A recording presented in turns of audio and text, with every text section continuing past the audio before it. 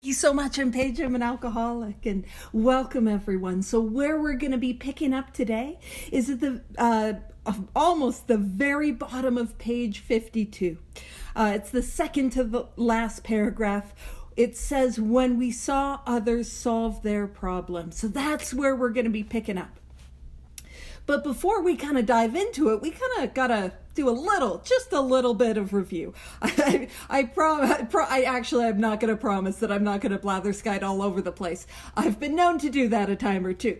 But when it says, so page 52, second to last paragraph, when we saw others solve their problems. Now we're going to talk, as Rob put in the chat, about problems. But what is the context with which that sentence is? Well, last week we dove into what is known as the bedevilments. And the bedevilments are a paragraph up. And the bedevilments describe what it is like for an alcoholic to live sober and untreated. They describe what it is like to live in a state of spiritual malady. Now, I want to be very clear. These bedevilments are not limited to alcoholics. There are normal people that are positively bedeviled. You don't bring that up in social conversation because they think it's weird.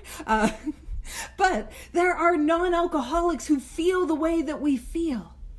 But it is also vitally important to understand that what we treat in Alcoholics Anonymous is that spiritual malady. That is what we treat with the spiritual awakening. So just really quickly, and I won't go into all of it like I did last week, but some of the bedevilments we're having trouble with personal relationships. We couldn't control our emotional natures. We were a prey to misery and depression. We couldn't make a living. We had a feeling of uselessness. We were full of fear. We were unhappy. We couldn't seem to be of real help to other people. And I can look at this, and I can use the book as a mirror to my life. Is this my experience? And I can ask myself, is this my experience today? Do I feel this way today? And if so, it is not your bad or shame. It just tells us what we need to do. It tells us where we need to go, where we need to lean in.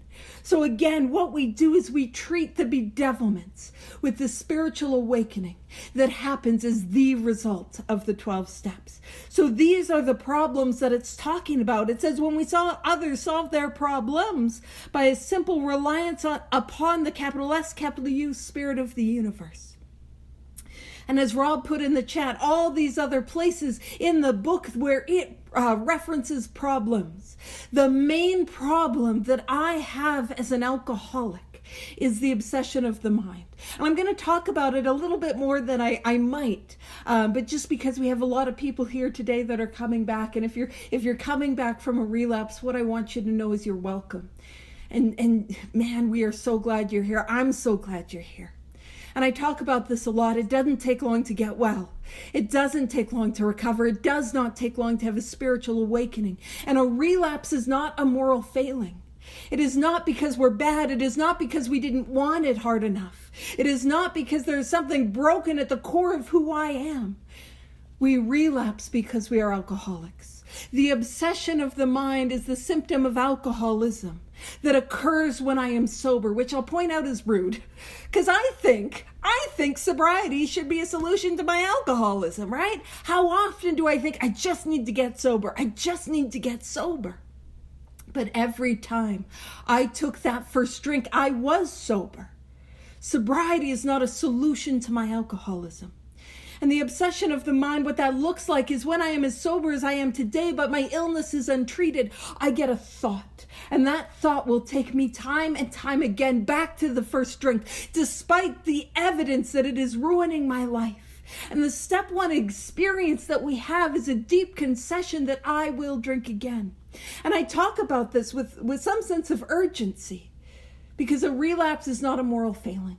A relapse is not because we're bad. A relapse is the inevitable result of alcoholism. And so what we need to do is we need to stop that inevitable result. And if we can put ourselves up to that mirror, is that me? Did I say I'm never going to drink again, only to find myself a day, a week, a month, couple months later down the line doing it again? And coming to filled with that guilt and shame and remorse. And if that sounds familiar, and we know what it's like to do that again and again and again and again, we start to intuit that, man, it's going to take a miracle. And in the second step, all we're doing is like, hey, maybe miracles could happen. Maybe there could be a miracle. Now, at the second step, I don't think I'm worthy of a miracle. Let's be honest. I think I'm the biggest piece of garbage, and I don't think I'm worthy of it. And I'm not maybe down with all that language that sounds religious. And I've got old ideas, and I've got conceptions, and I'm not open. But all that is asked of me in the second step is really, and it's a lot easier in 2026. I got the year right. It's a lot easier in 2026 because we can come to meetings like this.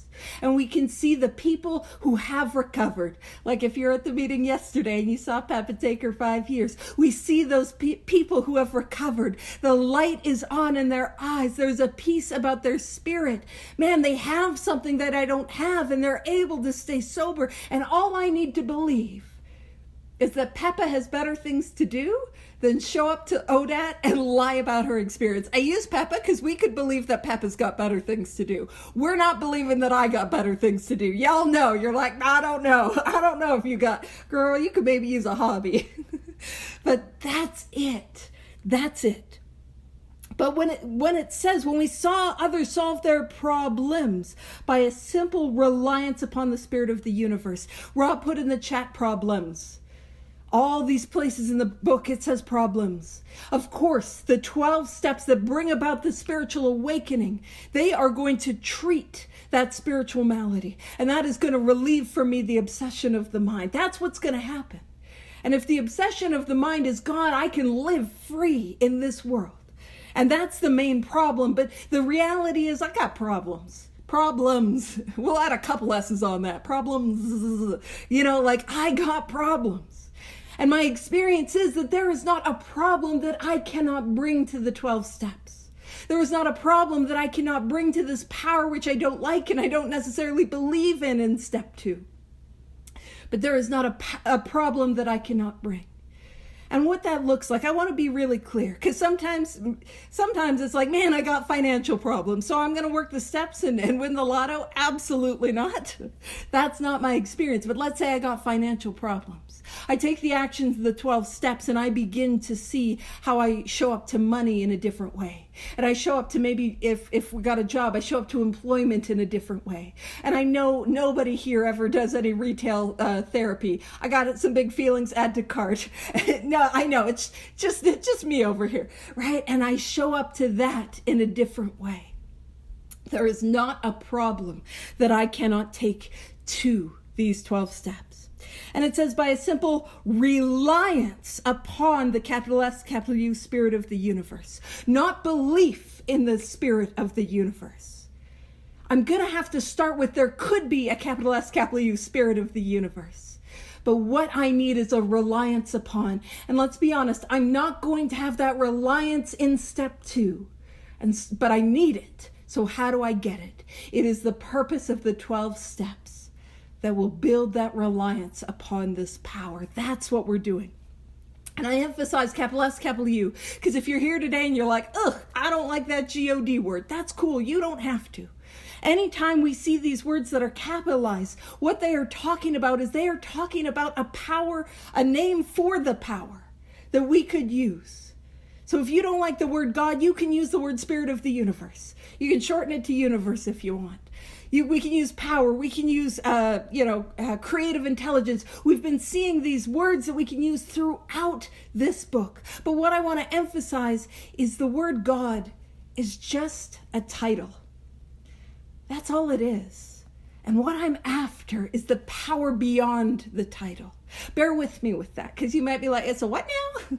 Now, I know. And these are things that we've been talking about as we've been going through. And we're going to talk about these things as we continue on, these things that I maybe have made God in my life. Like, did I make him, the relationship, a God in my life? Did I ever do that? Did I make the job a God in my life? Did I make the approval of others a God in my life? More commonly, approval of people I don't even like, but I want their approval, right? Did I make those gods in my life? You see, the word God is simply a title. And what I'm after is what is beyond the title, the power beyond the title.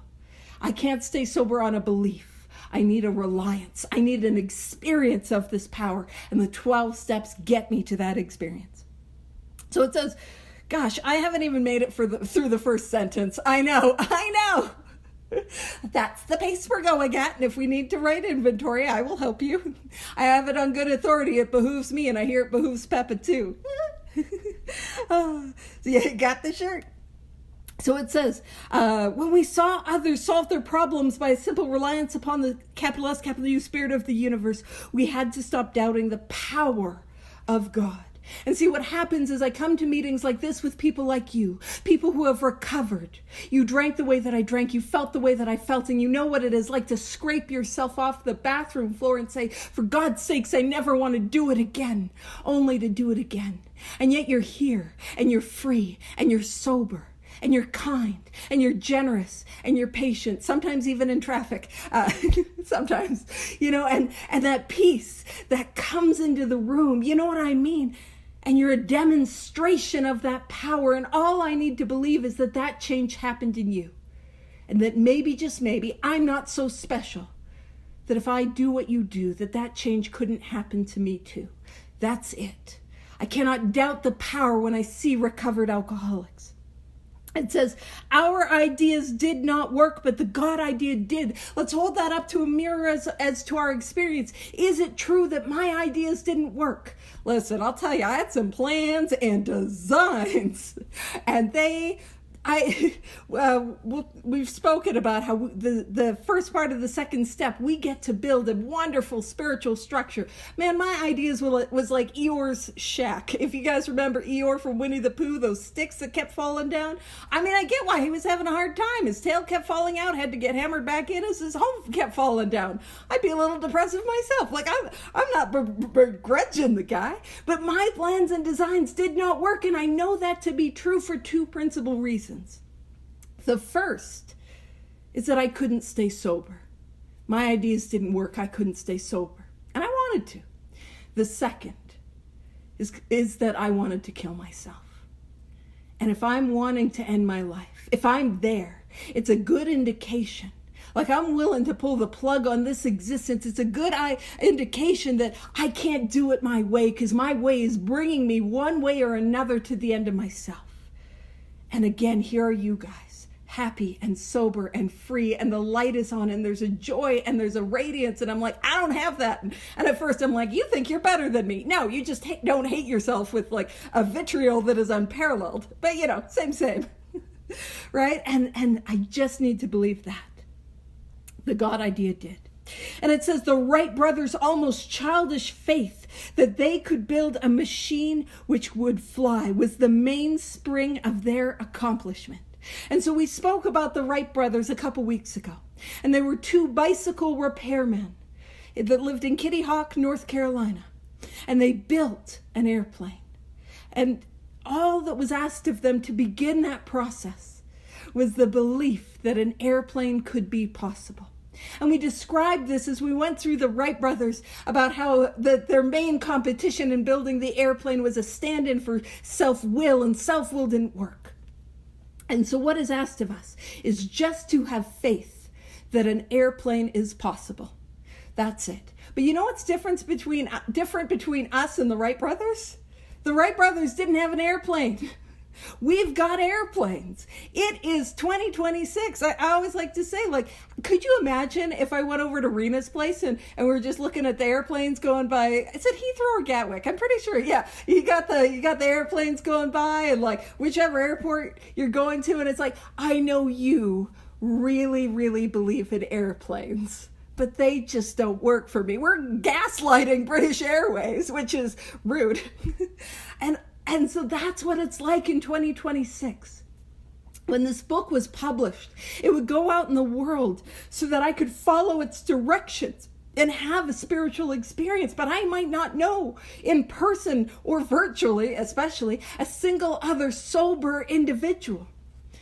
And I just had to believe that an airplane was possible. But again, in 2026, I see your different kind of flight.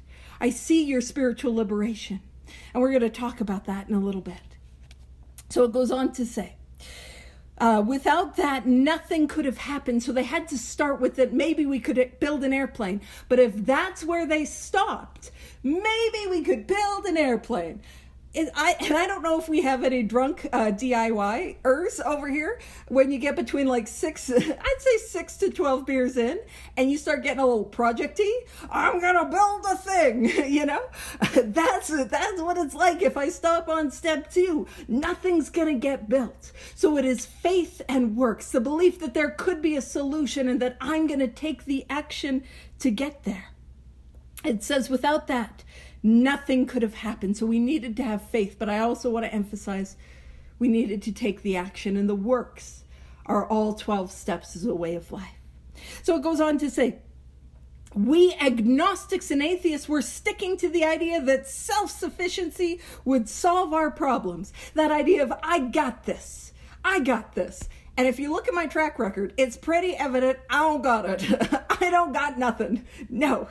When others showed us, not told us, not nattered on, not blatherskited, as I might be doing. No, demonstrated that this is something that worked with them, that God's sufficiency worked with them. And it's also a call for those of us who are recovered, that power, that we need to be that demonstration, not to wag the finger and tell you what you need to do, but to show you what I have done. If you want what I have, I will go to any lengths to help you get it. And so it says, when others showed us that God's sufficiency worked with them, we began to feel like those who insisted rights would never fly. We're just gaslighting British Airways. You know, there's no such thing as an airplane as it's going overhead, you know. And it says, and so now is where we're getting into some more of that spiritual jujitsu. So what is the argument? It's saying logic. And so the argument that we're bringing to the second step is this higher power stuff, this God thing, this spiritual awakening. It's not logical. So what they're doing in the book, the spiritual jitsu, the spiritual judo, is that they are taking the logic of it's not logical and using logic against it. And that's what we're going to do in this paragraph. So it says, logic is great stuff. We liked it. We still like it. So what it's saying is, hey, what we're asking you to do is not get rid of logic. We're going to use our logic to overcome what feels like a barrier to the second step. It is not by chance that we were given the power to reason, to examine the evidence of our senses, and to draw conclusions. So what they're saying is it's not like happenstance that we have logic. And so why don't we use logic with the second step? Why don't we use our reasoning? Why don't we examine the evidence of our senses and come to a reasonable conclusion? And it says that is one of man's magnificent attributes. One of humanity's greatest things is our ability to use logic and to use reason and to put evidence together and to come to conclusions.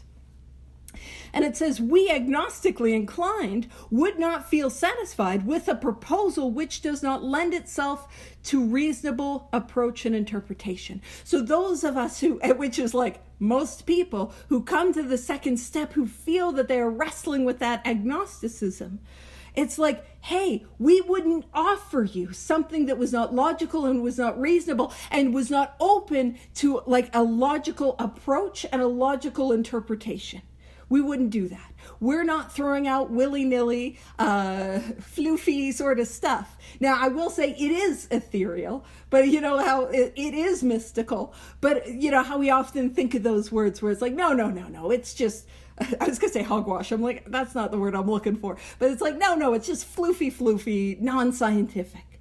But it goes on to say, hence we are at pains to tell why we think our present faith is reasonable. So we're almost like begging, like please listen why we think our present faith is reasonable, why we think it more sane and logical to believe than not to believe. Why we say our former thinking was soft and mushy when we threw up our hands in doubt and said, we don't know. And you see, I'm coming to the second step, and I'm trying to hold on to what feels like logic. But let's have a look at this logic. The logic is like, there could be no power greater than myself. But I can't stay sober. And I'm using that logic to keep me away from something that is working in the lives of those around me. And I'm using that logic right into suicidal ideation. Maybe y'all don't go there, but I go there. I go there quickly. You know what I mean? And I am using my logic that is keeping me trapped in those bedevilments. I'm wrapped up in the bondage of self, and I'm logical and I'm reasonable, but I want to die every single day, and I can't stand my own skin, and I can't stay sober no matter how hard I try. And yet, there are people who are walking this journey, who are recovered, who felt the way that I felt, who went through what I went through. And what they're saying is that they have experienced, not believe in, but they have experienced something that will always happen if I follow this course of action.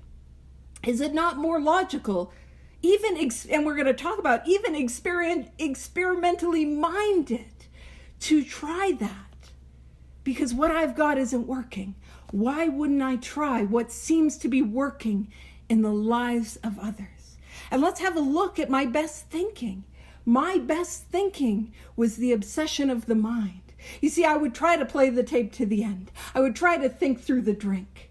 And it might work a little bit until it didn't. Until my best thinking said, you know what? This time will be different. And I believed it. And the sane and logical thing is to be able to live in a place where I'm able to see reality. And I'm almost tempted to say capital R reality. What I mean by that is the ability to differentiate the true from the false. The ability to see in the core of my being, I can never drink again. And because the obsession is gone, I don't believe the lie. And I'm able to stay sober and free at the same time. Isn't that more logical than arguing about other people's conceptions of God or arguing about religion? Is it more important that I get the experience of an awakening of the spirit than it is like miserable and drinking myself to death? That's what we're saying. And to be fair, like I've been there. I've been that like miserable and no, inventory couldn't help. Inventory always helps, which I know that sucks. I would love it if inventory didn't help, but it always helps. You know what I mean? It always does. So it says why we say our former thinking was soft and mushy when we threw up our hands in doubt and said, we don't know. I come to the end of myself in that first step, and I come to that place, if I don't know, I don't got any answers, I don't got a solution. And again, people are demonstrating that they have an answer, and I just got to believe maybe it could happen. Now, this next paragraph, you can make a little note that this is going to be step 2, part 2. And this is where we're going to take the second part of the second step. And don't worry, I'm going to review step 2, part 1.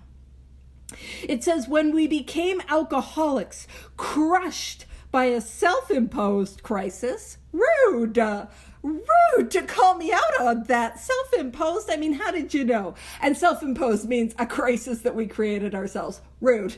But that we could not postpone or evade. So we are crushed by the step 1 experience, crushed by the fact that I see, because of the allergy of the body, that I can never ever drink again. But because of the allergy of the mind, because of the obsession of the mind, forgive me, that I will drink again. And I am crushed by that reality. I have to, and it is imminent. It says we had to fearlessly face the proposition that God is everything, or else he is nothing. God either is or he isn't. What is our choice to be?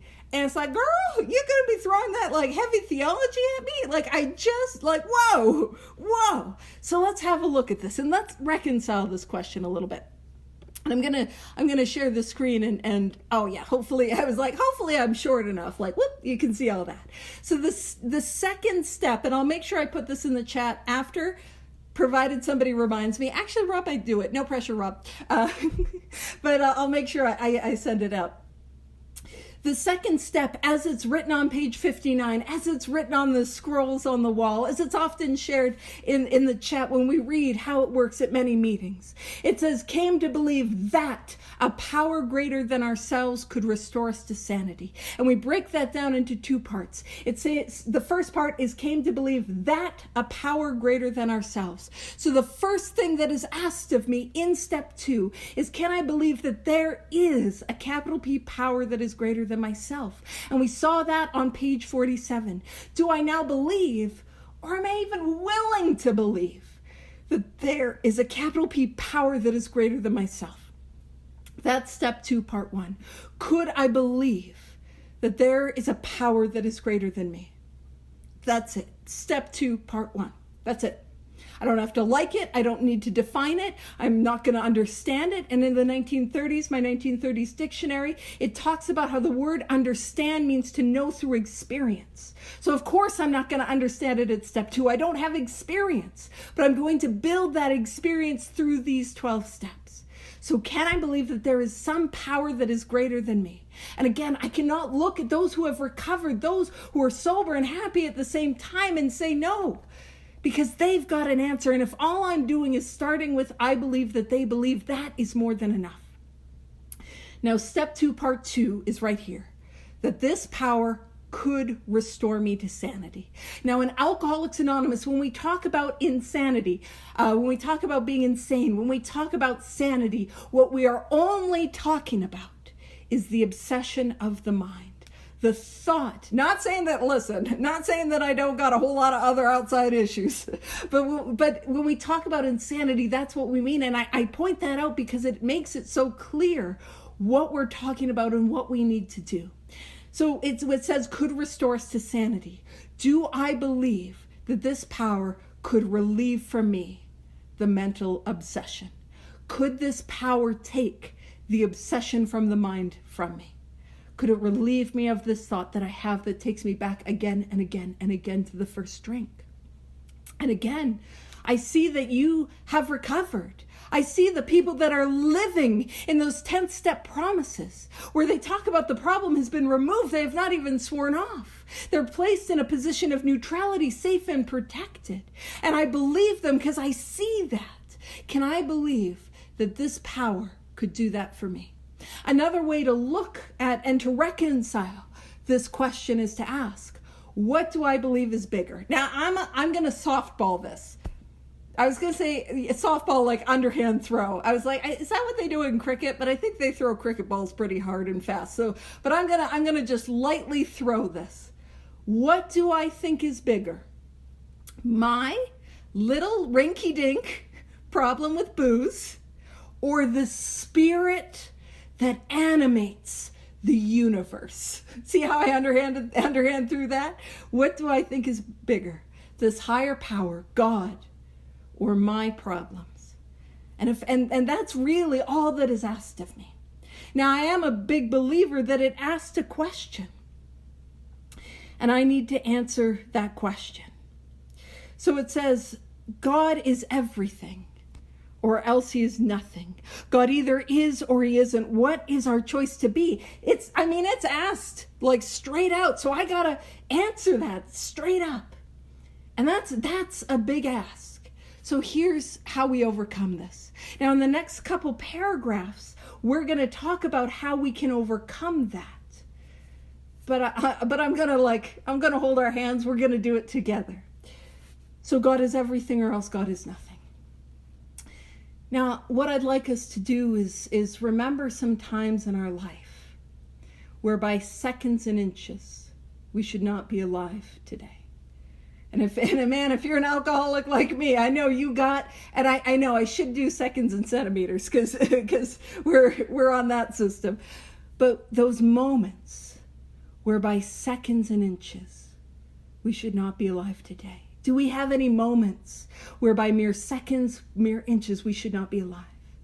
And do we have any moments by mere seconds and mere inches that we should not be sober today? Seconds and inches.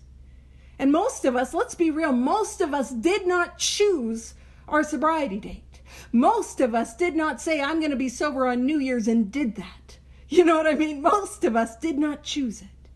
Am I alive and sober today based solely on seconds and inches? Seconds I didn't earn and inches I did not deserve. And if I have any experience in my life of that, is it possible that there was a power that was greater than me, that was alive and well and working in my life?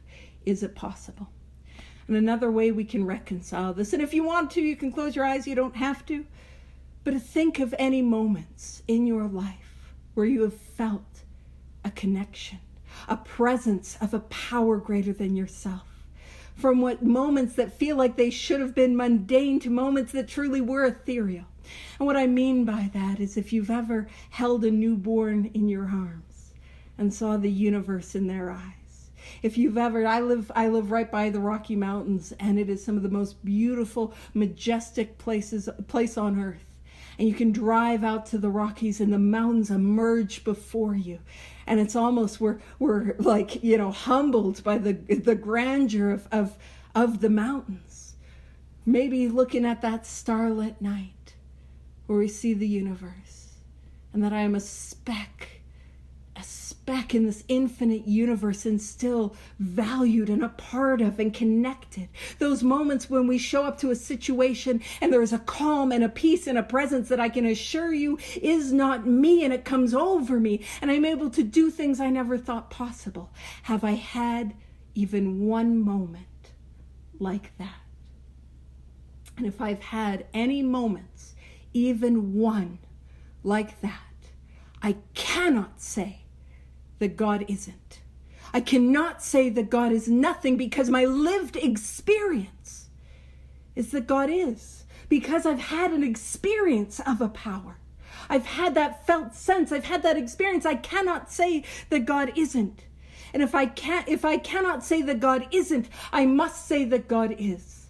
And if God is, then God is everything. And that is how we reconcile. That is how we overcome. And so just to summarize, again, I'm just going to share the screen just because it really is helpful to have that visual. The second step is simply about, can I believe that there is a power greater than myself?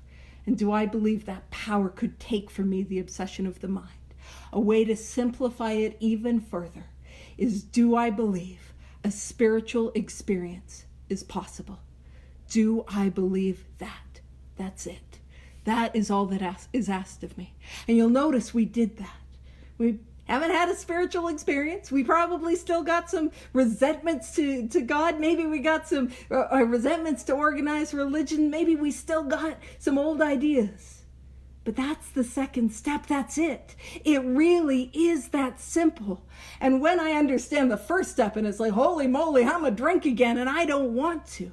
When I come to the end of myself, that leaves me open to the desire for a solution. So often if we're struggling with step 2, because listen, the second step, I'm like, it's wheelchair accessible. I can get right over it. You know what I mean? The bar to entry is low. Actually, it's about as low as some of the bars that I was drinking at. That's not appropriate, Paige. Focus. But that's what it is. Could there be a power? Could that power restore me to sanity, relieve me of the obsession? That's it. And but I know that I need that. And I'm not going to necessarily experience that at step 2. And I've got to take the course of action. The 12 steps to bring about that experience. That's what we do. And again, when it talks about like that logic, the 12 steps are immensely logical and they are immensely practical. And we know this to be true, not because I have leisure wear that says inventory behooves me. I know this to be true because Peppa knows, she's got it. She's rocking. Inventory behooves me. We know this to be true because when we take the course of action, we get the results. We know that to be true. So this is logical. But if I don't have the benefit of having that experience that we just had together, that's what is going to happen in the course of the next paragraphs. So it says, arrived at this point, God is everything, or else God is nothing. God either is or he isn't. It says we were squarely confronted with the question of faith. So there it is. And I want to be clear, because often we think faith means certainty. And that's not what faith is. Faith is not a closed fist grabbing a hold of something certain. No, faith is an open palm with the willingness to reach for a new experience. That's what faith is. An open mind. Faith is not certainty. Faith is maybe there could. So we're confronted by this question of faith. And then it says, we couldn't duck the issue. And you're going to have to forgive me, because I absolutely will be going on a slight bird tangent whenever I'm working with sponsees. And they struggle with the idea that this power could be a loving power. I come back to ornithology, which is the study of birds. Because, and I know this is fairly universal. We'll pause for a moment. That ducks' feet are orange. Ducks' feet are orange. There's no reason for that whimsy.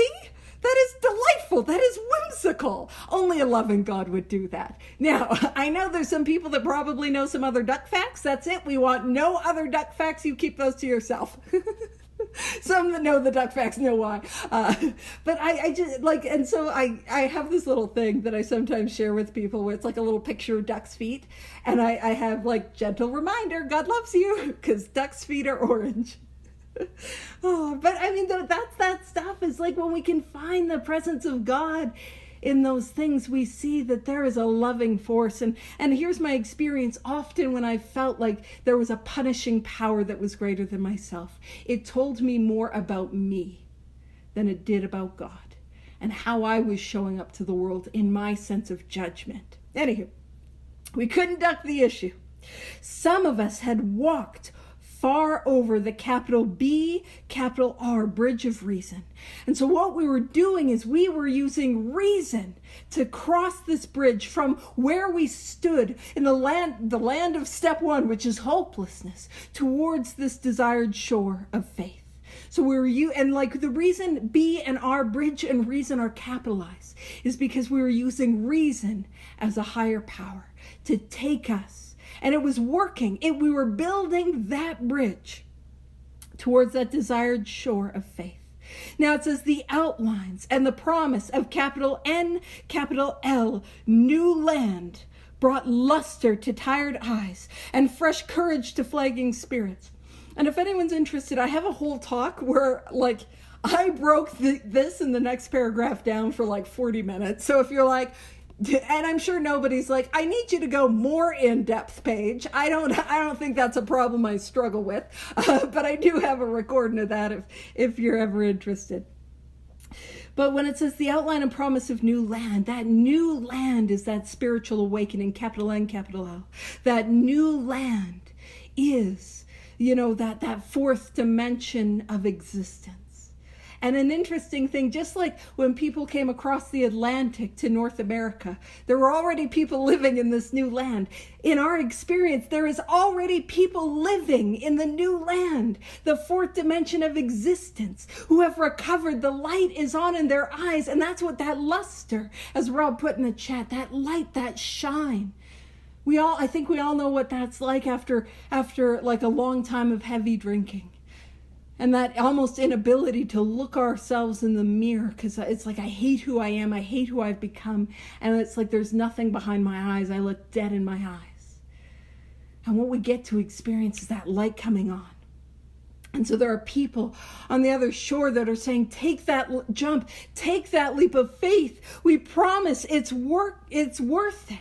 It says friendly hands stretched out in welcome. So these hands reaching out, we got you, we'll catch you, we'll help you. Take that leap of faith. We promise it is worth it. We were grateful that capital R reason, because again, that's what I'm using as a higher power. I'm using my reason and my logic, but it's a faulty higher power because I couldn't reason and logic my way out of that first drink. And I couldn't reason and logic my way out of suicidal ideation. Man, let's be honest, this girl, I couldn't probably reason and logic my way out of a wet paper bag. So it says, we were grateful the capital R reason had brought us so far, but somehow we couldn't quite step ashore. We couldn't take that leap of faith. And that leap of faith is something that we're going to do actively in the third step. And there's more of a metaphor of the leap of faith that happens in the third step that we're going to see on page 59. But ultimately, I don't know what's on the other side. And a leap of faith means that I'm not going to have certainty. And the leap of faith that I need to take is, all right, I don't think your steps are going to help. I think they suck and they don't apply to me. And the reason I think that is because I'm absolutely terrified, typically of step 5 and step 9. I'm terrified of those things. And I don't think I'm worthy of the life that you have. But I'm willing to do them anyways. And I'm willing to let go of the result. That is the leap of faith. And that's what faith is. I'm willing to do it and have a new experience. So it says, perhaps we'd been leaning too heavily on reason that last mile and we didn't like to lose our support. And it's going to take a leap. It's going to take, for me to experience something new, I've got to do something new. And what's new is the 12 steps as a way of life. I've got to do that. I've got to take that leap of faith.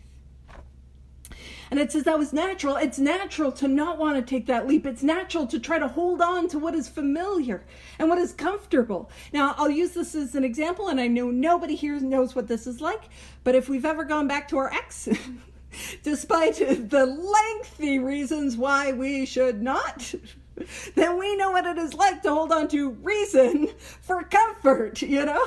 Yikes. And it says that was natural. But let us think about it a little more closely. So this is the argument, and I'm going to read a little about this, and I'm just aware of the time, so we're going to come back to this next week. Let us think about it a little more closely. Without knowing it, had we not been brought to where we stood by a certain kind of faith? So the argument is, I don't have the capacity for faith. And the spiritual jujitsu, the spiritual judo that is happening is going to be, you had faith the whole time. And it says, for did we not believe in our own reasoning? Did I not have faith in my ideas, my plans and designs? Did I not have faith that it would be different getting back together with the ex, you know, despite the evidence, right? Did we not have confidence in our ability to think? What was that but a sort of faith? So I had faith in me and my plans and my designs, and there was no scientific evidence for that. I had faith that I could get back with the ex. No evidence for that. So what it's saying is, yes, we have faith, and it says, yes, we've been faithful, and it says abjectly. And that abjectly faithful is like, abjectly is like, it's terrible, and it allows no hope. So we had been faithful to my logic and my reason, and it snuffed out all the hope that I had in my life. To the God of reason, capital G, capital R. So in one way or another, we discovered that faith had been involved all the time. And I'm going to do another experiment. Now, this is not a step 1 proposition. I do believe in our singleness of purpose. This is a step 2 proposition. So if you're like, well, here's the thing. If you had faith that he would change, just going to throw that out there. We got faith. And this is the one I always like to do, where it's like, is there anyone here? Now, I'm not going to ask you to do a show of hands because you might not want to. Is there anyone here who has taken a floor pill? If you are unsure, now again, step 2 idea, not a step 1 idea. If you are unsure as to what a floor pill is, that is a pill which you found upon the floor. And if you've ever taken a floor pill, what I want you to know is that you have faith. You have faith. You can write that inventory that you are not lacking faith. It's the direction with which we're orientating it. Now I'm going to take it a step further before I wrap it up. Is there anyone here who took a car floor pill? Now that is a pill that you found on the floor of a car. Now listen, if you took a car floor pill, I promise you, you can make that amends. You can do it. You have faith. And so what we're going to see, and as we get into the next paragraph, we're going to say these things that we don't have the capacity for. I don't have the capacity for faith, for this belief in a higher power, or like worshiping a God. I don't have faith. But what it's going to emphasize is, man, we had it the whole time. But where our faith was absolutely misaligned. And the 12 steps will help us to align it in the right way. So that's 3 minutes for Peppa to wrap it up. That's not bad. Tossing it over to you. Thank you so much.